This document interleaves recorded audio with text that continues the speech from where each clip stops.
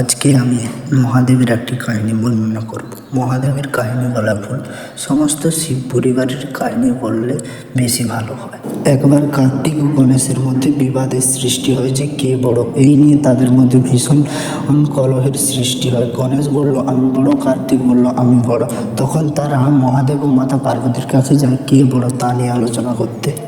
তখন মহাদেব তাদের বিবাদ থামানোর জন্য বলেন যে পৃথিবীর যে 3 বার পরিক্রমা করতে পারবে সর্বপ্রথম সেই হবে সর্বশ্রেষ্ঠ ও সর্বশক্তিশালী।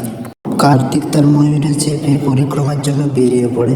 সে যখন প্রথম পরিক্রমা শেষ করে তখন দেখে তার আগেই ইঁদুরের পায়ের ছাপ। দ্বিতীয় পরিক্রমা শেষ করার পরেও দেখে যে ইঁদুরের পায়ের ছাপ। তৃতীয় পরিক্রমা শেষ করার পর যখন তার মাতা পিতার কাছে আসে তখন দেখে গণেশ সবার প্রথম পরিক্রমা করে নিয়েছে। কার্তিক তার মাতা পিতাকে জিজ্ঞেস করে কী করে এটা হলো। তখন মহাদেব ও মাতা পার্বতী বললেন যে গণেশ তার বুদ্ধি খাটিয়ে তার মাতা পিতার প্রদক্ষিণ করেছেন, যা কিনা সমস্ত বিশ্বের ভার বহন করেন। তাই জন্য গণেশ সবার আগে প্রদক্ষিণ করে নিয়েছে 3 বার। বন্ধুরা, ভিডিওটি ভালো লাগলে একটি লাইক করবেন, চ্যানেলে নতুন হলে সাবস্ক্রাইব করবেন।